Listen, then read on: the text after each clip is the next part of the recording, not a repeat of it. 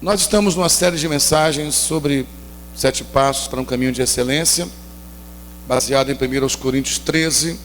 Hoje vamos pregar a terceira mensagem dessa série. O tema da mensagem de hoje é: sem amor, nada tem valor. Abra sua Bíblia na primeira carta de Paulo aos Coríntios, capítulo 13, apenas o versículo 3.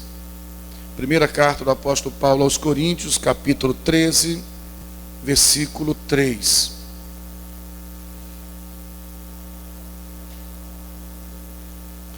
Diz assim a palavra do Senhor: ainda que eu dê aos pobres tudo o que possuo, e entregue o meu corpo para ser queimado, se não tiver amor, nada disso me valerá. Pai, eu quero mais uma vez agradecer ao Senhor pela honra que temos de ler Tua palavra. E quero pedir, Senhor, me ajude a de forma clara trazer à luz aquilo que Teu Espírito colocou em meu coração para essa noite. Eu dependo totalmente do Senhor, Pai, como instrumento em Tuas mãos. Utiliza-te de mim nessa noite, eu te imploro, em nome de Jesus. Você que crê e concorda com essa oração pode dizer amém? Então nós estamos dando passos que, como nós falamos desde o início, né? Quando fala assim 7 passos, parece sempre estratégia ou receita de bolo para alguma coisa que vem pronta. Então a gente ouve o tempo inteiro 7 passos para cura, 7 passos para casa própria, 7 passos para... Está tendo cada 7 passos para hoje em dia, está ficando perigoso, né? 7 passos para tomar a mulher do outro. Tem gente que ora por isso, gente, dentro da igreja. Está achando que é brincadeira? 7 passos para que o outro se divorcie porque ele casa com a esposa do outro.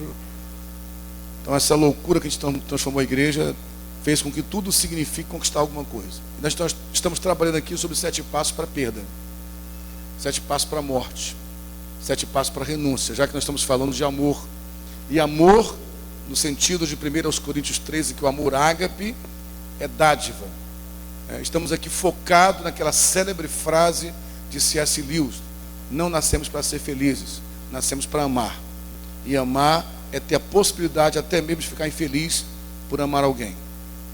E por mais paradoxal que pareça, ainda que seja infeliz, esteja contente, já que o apóstolo Paulo nos desafia a sermos contentes em toda e qualquer circunstância.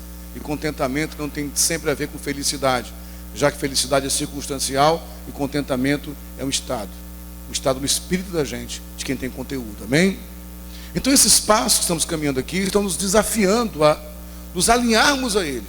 Na verdade, estamos buscando uma das verdades que mais enfatizamos nesse púlpito, é que a Bíblia e Deus não é fiel a nós, ela é o fiel para nós, e nós é que temos que nos enquadrar ao padrão que a Bíblia estabelece. E o amor é um padrão estabelecido por Deus para que a vida tenha sentido, para que a vida tenha propósito. Nós falamos aqui em um primeiro princípio que sem amor nós não temos qualidade, nós sem amor tudo que fazemos fica sem sentido. Aprendemos domingo passado que sem amor, na verdade, nós não somos nada.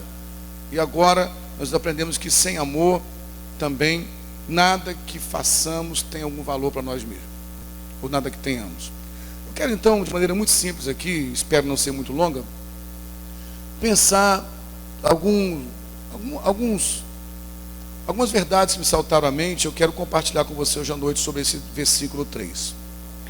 O texto de Paulo fala de ações muito práticas e muito fortes e contundentes, que aparentemente elas em si só parecem representar amor, porque ele fala de alguém que é capaz de dar tudo que possui, não é isso? Aos pobres. Ele fala de alguém que é capaz de dar o próprio corpo para ser queimado. Subentende isso aqui? O próprio corpo para ser queimado por uma causa que ele acredite, ou por alguém. Você vai dizer: pastor, mas como isso pode não ser um ato de amor? Mas antes de entrar nessa questão, eu quero perguntar o que o texto diz no final. Ele fala: ainda que eu faça isso tudo e não tiver amor, isso não me vale, isso não me aproveita. Mas a palavra valor é a palavra mais original aqui no grego, não tem valor nenhum. E a primeira pergunta que eu quero fazer, baseado nesse texto, é realmente: o que realmente tem valor? O Marcos hoje, pelo Espírito Santo, já, se você esteve ligado na ministração, já preparou o caminho, né? Quando falou hoje sobre a canção linda que ele trouxe aqui, e nos desafiou a pensar o que de fato nós estamos almejando na vida, quais são as nossas ambições, se é que eu posso usar essa palavra, quais são as nossas aspirações, ou melhor, qual é aquilo que nos pulsiona, nos impulsiona, qual é a nossa pulsão de fato de vida. Nós estamos cercados por um século, cercados por influências materialistas e egoístas o tempo inteiro. Muitas vezes os nossos púlpitos são dominados por esse discurso, onde Deus é apenas mais um meio para que eu alcance o meu fim.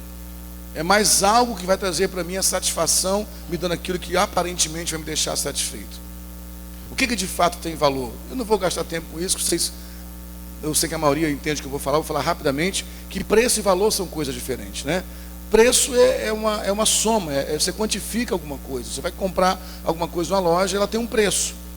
R$100, R$10, R$20. Mas uma coisa que custa R$100 pode valer para mim 1 milhão e pode valer para você quase nada. Porque eu que confiro o valor. O valor é algo subjetivo, né? É algo que eu dou valor àquilo que eu de fato tenho ou sou. Os valores de Deus, e esses valores que queremos pensar aqui agora, não tem preço. Na verdade, há quem diga que tudo aquilo que já ganhou preço, perdeu valor há algum tempo. Não dá para precificar o que é valor. E os valores de Deus, muito menos, não tem como precificá-los.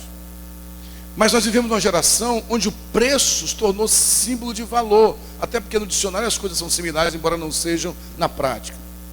Hoje tudo tem um preço. As pessoas põem preço na amizade, põem preço no afeto.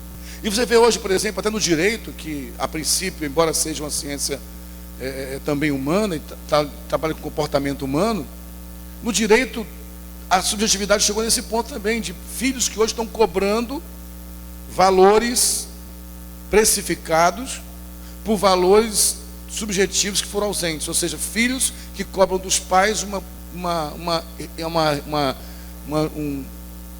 indenização, uma compensação pela falta de afeto.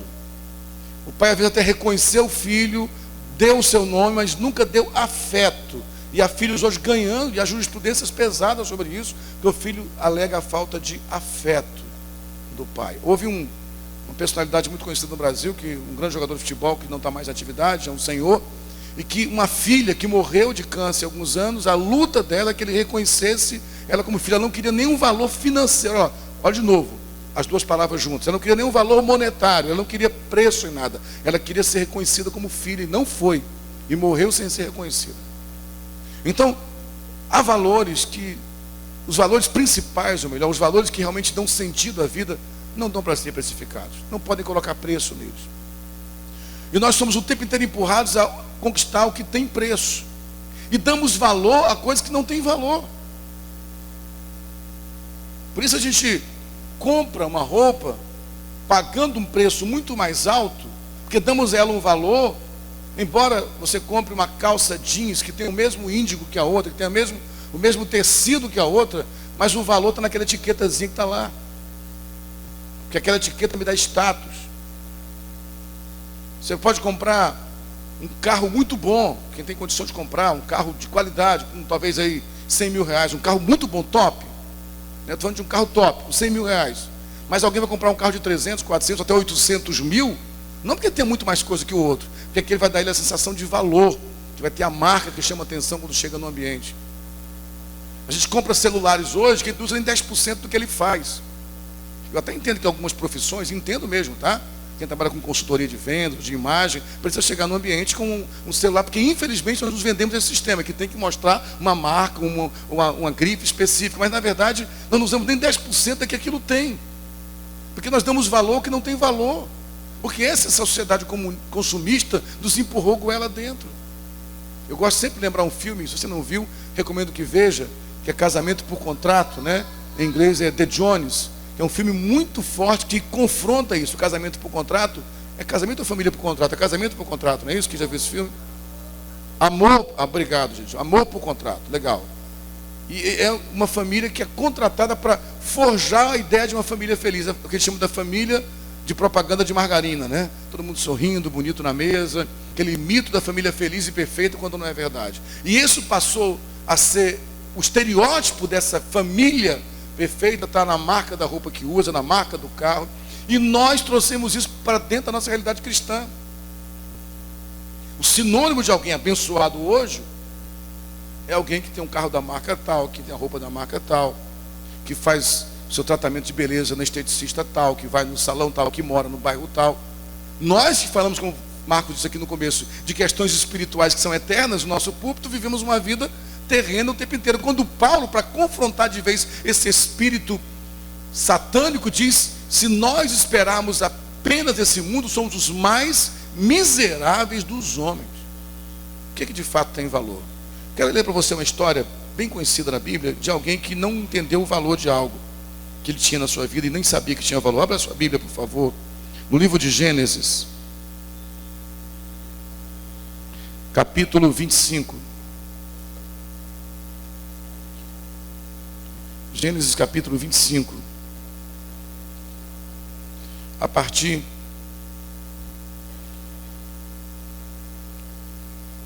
do versículo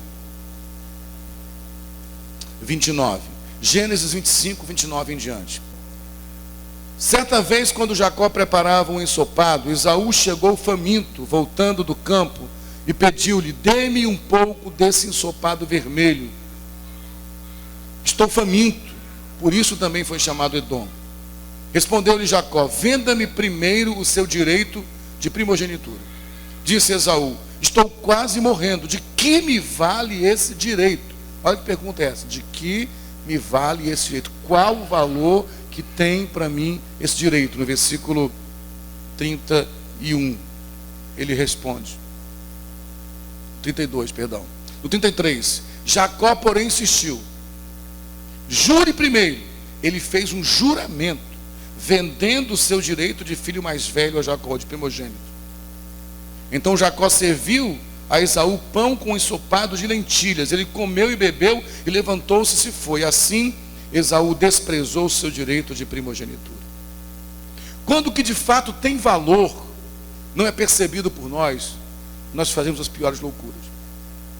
É o que esse mundo está fazendo hoje. É aquela historinha que te conta várias vezes aqui. O pai que diz: eu amo muito meu filho, eu quero dar o melhor para ele, eu quero dar coisas de valor para ele. O que essa mãe faz então? Ela engravida, com 6 meses acaba a licença maternidade, volta a trabalhar, com menos de 1 ano de idade, às vezes com 1 ano de idade no máximo, a criança vai para uma escola de tempo integral, uma televisão que chama de creche, mas que é o dia todo, que essa mãe tem que trabalhar mais para dar valores precificados ao seu filho. Esse pai trabalha cada vez mais pesado, porque ele quer deixar um legado para o seu filho. Então ele agora: eu tenho que trabalhar mais. Eu não estou menosprezando a preocupação sua como pai nem mãe, ok? Eu quero que você pense comigo, senão o que acontece? Aí você se mata de trabalhar, aumenta a tua carga horária, aumenta as tuas atividades profissionais. E sabe o que acontece? Você consegue comprar as coisas com valor precificado para o seu filho. Você compra as melhores roupas. A festinha de 1 ano custa 50 mil reais, 100 mil reais, 80 mil reais, do salão de festa mais caro da cidade. Você contrata a melhor equipe de filmagem. Você produz para o seu filho a felicidade que esse século quer oferecer. Você leva ele para Disney, você leva ele para Euro Disney, leva ele para Beto Carreiro, leva ele para tudo que é lugar. Ele passeia, ele brinca, ele se diverte. E depois talvez você descubra, uns 10 ou 12 anos depois, que isso não teve valor nenhum. Que esse filho nunca teve pai nem teve mãe. Ele teve um financiador que financiou prazeres para ele. Quando eu não valorizo o que de fato tem valor, eu entro em equívocos terríveis. Como homem, começou a sua história de vida com a mulher há 20 anos atrás, e trabalharam juntos, se desgastaram, se envolveram na história de vida, os dois prosperam juntos. E agora ele está com 50, ela com 45. Ela não tem mais o corpinho que tinha de 25 anos atrás, de 20 anos atrás. Ele se encanta com a valiosa, que tem um valor caro, que custa às vezes 3 mil, 5 mil por mês, manter esteticista, academia, cirurgias plásticas, cremes caríssimos, porque ela investe no seu corpo. Para aquela mulher, o valor está no corpo, o valor precificado, porque até o seu corpo tem preço. Quanto custa cada grama de silicone? Quanto custa cada cada creme caro importado, quanto custa o melhor personal trainer, o melhor esteticista, quanto custa o melhor tratamento de pele. Esse é o preço do corpo daquela mulher. E um homem embrutecido e que não sabe o que é valor, troca 20 anos de história com uma mulher que agora tem um pouco mais de gordura no corpo, um pouco de rugas no rosto, mas alguém construiu uma história por ele, por alguns momentos de prazer em um motel. Não sabe de fato o que é valor. Por isso desiste tão fácil dos casamentos. Por isso eu falo, eu desisto, porque eu não estou mais feliz. Eu não posso ficar com alguém sem ser feliz, sem estar feliz. Por isso se trai, por isso a nossa igreja sofre. Eu lembrava disso, estava ontem numa igreja lá em São Paulo, e um amigo falou comigo de uma coisa muito interessante. Ele disse, cara, eu já tinha ouvido essa história, não vi essa pessoa falando, mas a segunda pessoa que me conta de uma palestra dada por um sociólogo, eu não sei quem é essa pessoa, me desculpe a falta de fontes aqui, depois vou pesquisar com mais calma, e que alguém argumentou com essa pessoa, dizendo, mas o grande problema das uniões homoafetivas, do casamento gay, é que a igreja evangélica vai resistir. Ele falou, não, a igreja evangélica durante muito tempo resistiu contra o divórcio, hoje é comum para eles. Nós realmente somos assim, sabe, outros valores vão entrando no lugar. Nós esquecemos que construímos uma história com alguém, que essa mulher, ou que esse homem talvez não seja mais o gatinho que era 20 anos atrás, nem ela seja mais o avião que era 20 anos atrás. Mas por trás de cada ruga, de cada celulite, de cada gordura, de cada sobrepeso, tem uma lágrima, tem noites mal dormidas, tem angústias para sustentar o teu trabalho, que você joga fora para uma mulher com um corpo produzido com valores monetários, uma ciborgue sexual. Quando nós não valorizamos o que de fato tem valor, nós jogamos no lixo por coisas que recebem valor monetário, coisas que são precificadas. Nós trocamos a fé genuína no Deus eterno, que morreu na cruz em nosso lugar. Nós trocamos o amor e a expectativa do arrebatamento pela oração forte para o carro zero. Trocamos o confronto da palavra que nos cura por autoajuda, por palavras de motivação. Porque as coisas do mundo conquistaram nossa mente de tal forma que o que tem valor se perdeu pelo que tem preço e pelo que satisfaz, que esse é o grande lance. Porque você não compra carro, você compra satisfação. Você não compra sapato de marca, você compra satisfação. Você não compra calça de grife, você compra satisfação. Você não compra sexo, você compra satisfação, por satisfação imediata. Essa é a história de Esaú. Esaú era o filho mais velho de Isaac, era o primogênito. Isso tinha um grande valor para a cultura judaica e para as culturas patriarcais. Mas Esaú estava com fome. Esaú estava vindo de uma batalha, de uma caça, de um trabalho, vindo do campo. Ele está cansado, está faminto. Quando nós começamos a lutar demais por coisas materiais, o nosso cansaço, quando nossas metas são materiais demais, quando nossas metas são egoístas demais, isso nos cansa. Porque na verdade a vida que Deus propõe para nós é muito mais suave, mais leve, a verdade é essa. Só que nós criamos expectativas que não são necessidades, mas nós transformamos em necessidades. Nós criamos novas necessidades que geraram novas angústias para nós. O ser humano desse século criou novas angústias. E elas estão focadas em conquistas materiais e do maldito status. Por isso, Esaú diz, do que me adianta a minha primogenitura? Ele fala para Jacó, se eu estou morrendo de fome, me dê essa sopa. E Jacó faz um negócio com ele, você vê aqui. Quer a sopa realmente? Então me venda, me jure, me dê o teu direito de primogenitura. Meus irmãos, em nome de Jesus, a igreja fez isso. A igreja trocou o que tem valor pelo que tem preço. É aquela famosa história, lembra disso? Do homem simples que fala para um dos papas, quando o papa diz para ele, orgulhoso diante dos templos suntuosos, e diz, hoje a igreja cristã não precisa mais dizer, não temos prata nem ouro, temos muita prata e muito ouro. E aquele homem diz, mas infelizmente não podemos mais dizer, levanta-te e anda. Nós trocamos a unção do Espírito Santo na igreja pela influência política. Nós trocamos o poder da oração pelo poder da barganha. Nós trocamos o poder da santidade pelo poder da influência e do carisma na sociedade. Nós nos iludimos com uma frase, com uma palavra muito sensata, mas nós a distorcemos, que é a contextualização. Nós transformamos essa palavra contextualização em iniquilização. Nós nos iniquilamos, nós nos tornamos inequívocos diante de Deus por causa do nosso pecado. É inequívoco, o nosso pecado está claro, está brilhando na nossa frente, nós não percebemos mais, sabe por quê? Porque nos cansamos, como Esaú cansou. Para que eu vou pensar em primogenitura se eu estou com fome agora? Por que eu vou pensar em santidade se eu quero sexo agora? Por que eu vou pensar em abençoar a próxima geração da minha vida, sendo santo a Deus, se o que eu quero é prazer agora? O que me importa se eu vou abrir uma porta para demônios atormentar minhas gerações? O que me importa se eu abrir uma visitação familiar para destruir as próximas gerações, desde que eu seja satisfeito agora? Desde que eu seja satisfeito da minha fome agora, fome de dinheiro, fome de sexo, fome de prazer, fome de status, fome de reconhecimento, fome de reputação. Nós colocamos valor no que não tem valor, jogamos no lixo aquilo que realmente vale.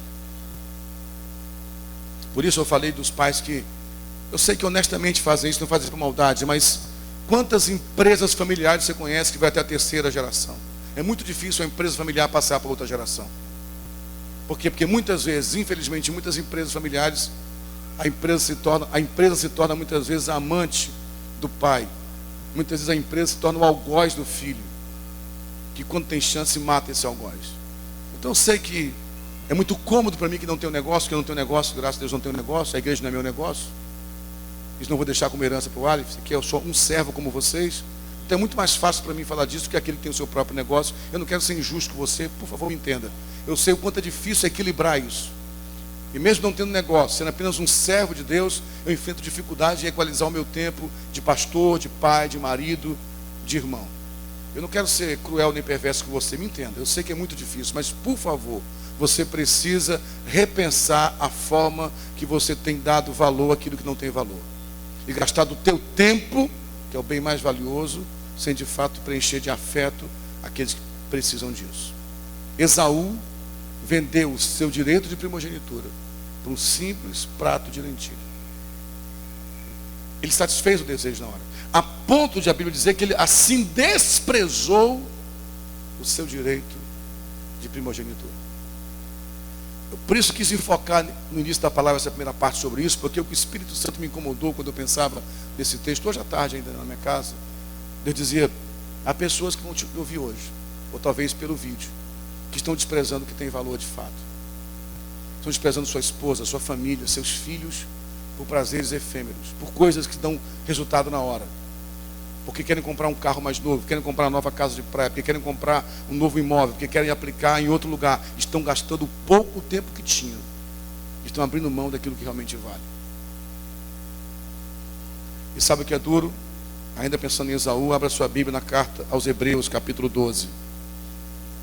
Aos Hebreus, capítulo 12. No versículos 16 e 17. Aos Hebreus 12, 16 e 17. Que não haja nenhum imoral ou profano como Esaú, que por uma única refeição vendeu os seus direitos de herança como filho mais velho. Como vocês sabem, posteriormente, quando quis herdar a bênção, foi rejeitado e não teve como alterar a sua decisão, embora buscasse a bênção com lágrimas. Quem conhece a história sabe, né? Esaú menospreza a primogenitura por um prato de sopa. Qual é o teu prato de sopa? Aquela mulher sarada ao teu trabalho? Aquele rapaz que é galanteador? Qual é o teu prato de sopa? É o carro de marca que você quer comprar mais caro? Qual é o teu prato de sopa de lentilha? Qual é a tua sedução? Qual é a tua fome? É ter status? É ser amigo dos melhores na sociedade? Para isso você se vende? Qual é a tua fome? O que está te deixando tão cansado e angustiado para possuir e conquistar? Você abre mão daquilo que de fato tem valor. Esaú abriu mão da primogenitura por um prato de sopa. E a Bíblia diz que, como ele já tinha feito isso, Jacó, mas na frente, burla Esaú, embora Jacó tenha burlado, Esaú já tinha aberto mão. E quando Jacó, de forma inescrupulosa, toma a bênção de Esaú, e Esaú entra, irmãos, é uma das cenas mais tristes, quando ele pede ao pai Isaac, por favor, me abençoe. E ele fala, não posso mais te abençoar, porque eu já dei a bênção que era tua para o teu irmão Jacó. E ele chora, por favor, pai, não me sobrou nenhuma bênção. A Bíblia diz que ele chorou de gritar de dor. Ô irmãos, o Espírito Santo, eu sei que eu estou quase dando uma volta num tema que nem é tão real, não é o tema central dessa palavra, mas Deus me incomodou muito tocar nesse ponto hoje à tarde. Esse ponto aqui, eu nem ia entrar muito nele, mas eu fui muito incomodado pelo Espírito Santo hoje à tarde, para que dissesse para alguém que está me ouvindo aqui hoje, pare essa rota antes que seja tarde. Não jogue fora o que tem valor por algum prazer, ou por conquistas materiais. Abra mão, viva de forma mais simples. Talvez tenha que abrir mão de algumas conquistas materiais para ter de volta a sua família. Faça isso. Não espere chorar como Esaú. Não espere sentar desesperado no gabinete pastoral ou num set terapêutico com um psicólogo para dizer eu queria fazer o tempo voltar para consertar o que não se conserta mais. Porque não se engane, gente. Até em Deus há um tempo do basta. Esaú perdeu. Porque ele abriu mão do que tinha valor, pelo que lhe dava prazer. E hoje, prazer é um dos preços que mais são comprados e mais pagos por essa sociedade. A segunda questão que eu queria pensar nesse texto, 1 Coríntios 13, versículo 3, é como pode alguém dar tudo que possui aos pobres, ou dar o seu próprio corpo para ser queimado por uma causa, e isso não ser sinal de amor? Como? Eu quero pensar, a segunda verdade que esse texto me saltou à mente, é que Deus está muito mais focado na intenção do que nas ações. Acabou o tempo do certo e errado diante de Deus, do pode, não pode, do faço ou não faça. O que Deus olha é a intenção do coração do homem, é o que o motiva a fazer. Alguém pode dar o que possui aos pobres, não por amor, mas por vaidade, por mais absurdo que isso pareça. Alguém pode fazer isso para que os outros reconheçam, olha como ele é bom, olha como ele faz o bem para os outros. Alguém pode fazer isso, como diz Jesus acerca dos fariseus, tocando trombetas para que todos saibam o que ele fez. Por trás da pseudo-humildade, muita gente acha que está fazendo algo para Deus quando está fazendo para si mesmo. Ou melhor, está até fazendo para o seu Deus, que é o seu próprio ego. Então, alguém pode, por exemplo, morrer por uma causa, mas não por amor. Apenas por orgulho para não voltar atrás. Permitir que o seu corpo seja queimado por uma questão que ele defenda até a morte, mesmo não tendo amor naquilo, só para não ter que voltar atrás. Há pessoas realmente sendo queimadas, queimando tudo que eles tiveram, não por amor, mas por orgulho, porque não conseguem parar e reconhecer que estão na rota errada. O que Deus está buscando, na verdade, não são apenas ações, mas qual a intenção que há naquela ação. Porque, como nós falamos aqui algumas vezes na igreja, nem sempre o que parece ser certo é o certo, nem sempre parece ser errado é o errado. Eu acho que uma das histórias bíblicas que mais falam disso, eu já falei muitas vezes dela, é o momento, não precisa ler o texto, lá em João 12, quando Jesus é ungido por Maria de Betânia. Maria de Betânia está feliz porque o seu irmão Lázaro, que era morto, ressuscitou. Então ela compra um presente para Jesus, coisa de mulher, sensibilidade que só mulher poderia ter mesmo. Ela compra um perfume que custava 300 denários. Um dia de trabalho de um trabalhador braçal custava 1 denário. Então eram 300 dias de trabalho. Tirando aí o Shabat, que não trabalhava, e alguma outra festa, era 1 ano de trabalho. 1 ano de trabalho naquele perfume. E essa mulher, de novo, sabia o que era valor, o que era preço. 300 denários era muito pouco para o valor que ela dava para aquele momento. Você entende isso? Então ela foi no lugar e comprou o melhor perfume que tinha. Ela procurou o mais caro no preço, mas na verdade não era apenas isso. Tinha que ser aquilo que tinha a ver com aquele momento. Nardo era perfume usado para embalsamar defuntos. E por que ela comprou um perfume de nardo? Porque Jesus, se você ler os evangelhos, ele teve 3 anos de extrema, intensa atividade. Jesus praticamente não parava. Se vocês acham que eu sou um cara elétrico, Jesus era doideira, porque ele não parava. Ele falava, vou descansar, daqui a pouco levantava de novo. Os caras ficavam malucos com ele. Vamos dormir um pouquinho. Chegava alguém, não vou reclamar porque chegou alguém. Só que na última semana de Jesus, ele fica intimista. Você pode reparar nos evangelhos, ele muda a postura dele. Ele fica mais quieto, ele começa a ficar mais perto dos seus amigos, porque está sentindo a angústia da morte. Ele sabe que a morte está se aproximando, e a morte era algo que Jesus não conhecia ainda. E Maria, pela sensibilidade do espírito e pela sensibilidade feminina, percebeu, o meu mestre está perto de morrer. O que ela faz então? Ela compra um perfume para dizer, Senhor, eu entendi a tua mensagem, eu quero aquietar o teu coração. E ela está tão sôfrega, tão ansiosa em agradar o seu mestre, que de novo, o que tem valor não tem preço. Ela não está preocupada quanto ela pagou por aquele perfume. Por isso ela chega e quebra o vaso e derrama o perfume. Ela nem teve cuidado de, custou 300 denários, um ano de trabalho, vou botar uma gotinha aqui, outra ali, para ele guardar. Não, ela derramou o perfume nos pés de Jesus. Que desperdício. E diz a Bíblia que o aroma do perfume invadiu todo o ambiente. Aí vem a lógica materialista, racional de Judas, que diz, que desperdício. Judas era tesoureiro. Judas, de acordo com a tradição dos historiadores, era filho da elite judaica, filho de ricos. Então ele sabia o preço das coisas. Você entende? Ele sabia, ele dava o valor que o preço tinha, não o valor subjetivo, mas o valor precificado. Ele diz que é absurdo jogar 300 denários fora, no chão. E aí vem o discurso mais lindo disso. Enquanto há tantos pobres passando fome, por que não pega esse dinheiro e dá aos pobres? Alguém é capaz de falar que o que Judas falou foi incoerente? Ou insensato? Ou insano? Mas a Bíblia revela que Judas falou aquilo não porque estava preocupado com os pobres, mas porque tinha interesse do dinheiro, porque ele era tesoureiro, ele roubava o dinheiro que era colocado na bolsa.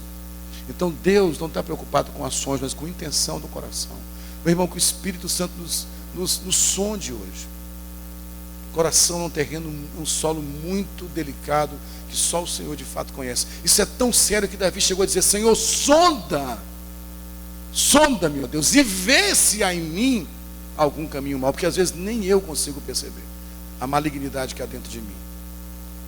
Porque pessoas boas fazem coisas, pessoas más fazem coisas boas, e pessoas boas fazem coisas más, queridos. Não tem uma marca fechadinha. Na verdade, a intenção do coração é que aponta. Então, eu quero que o Espírito Santo nos sonde hoje, no amor dele.